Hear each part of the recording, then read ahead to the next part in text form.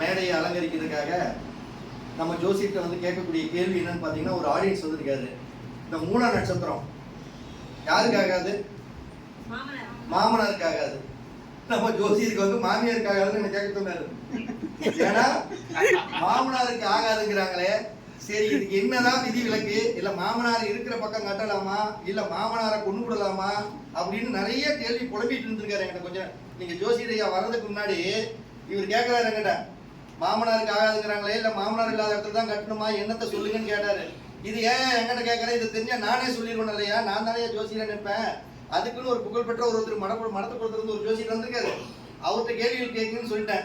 நீங்க அவருக்கு வந்து ஒரு அருமையான ஒரு விளக்கத்தை சொல்லி எப்படியோ ஒன்று அவருடைய வாழ்க்கையில ஒளிவெட்டை ஏற்றி விடுங்க. Okay sir. வாங்க ராமர், என்ன விசேஷம்? ஐயா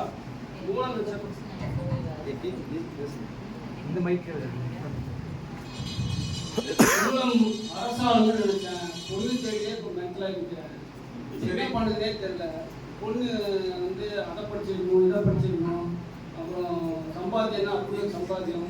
நாங்கள் பசங்களாம் என்னன்னா மொட்டை பசங்களாக இருப்பேன். இன்னைக்கு தான் எங்களுக்கு விடியும். ஒரு நிமிஷம் பொறுங்க. இது நம்ம நண்பர் சரவணன் உங்களுக்கு நல்ல விளக்கத்தை சொல்லுவாங்க. ஐயா, என்ன எதிர்பார்க்குறீங்க பொண்ணுட்ட? பெருசா எதிர்பார்ப்பா இல்லைங்க, ஒன்றும் இல்லைங்கய்யா. பொண்ணு கிடைச்சா போதும். ஒன்னும் எதிர்பார்க்கலைங்க. வாஸ்துப்படி எல்லாம் எது இருக்க வேண்டிய இடத்துல அது இருக்கணும்னு எதிர்பார்க்கறாப்லைங்க. அது மாதிரி பார்த்து பண்ணி விடுங்க. ஆண்மூலம் அரசாலும் நினைச்சோம், கல்யாணத்துக்கு பொண்ணு தேடியே பைத்தியமா இருப்பாட்டுக்கு. இப்ப இவருக்கு ஒரு பண்ணிடலாம். மூல நட்சத்திரம் ஆகாதுன்னு சொல்றேன். நம்ம ஆகாத மாதிரி ஏதோ ஒன்று பண்ணிடலாமா? பண்ணிடுவாங்க. அந்த பாட்டை 3 தடவை பாடுங்க, கல்யாணம் ஆயிரும்.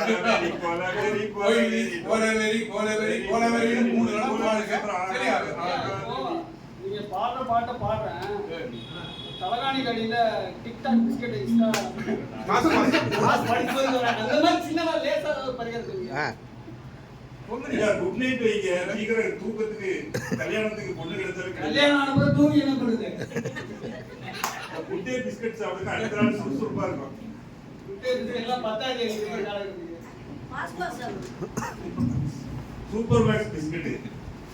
சரி, நீங்க சொன்னதெல்லாம் செஞ்சு பாருங்க. கல்யாணம் நடக்கலன்னா நீங்க என்கிட்ட வாங்கின பணத்தை திருப்பி கொடுத்துருவீங்களா? கண்டிப்பா கொடுத்துடுறோம். இதுல சந்தோஷம். பிரகாஷ் சொன்ன மாதிரி பண்ணிடலாம்.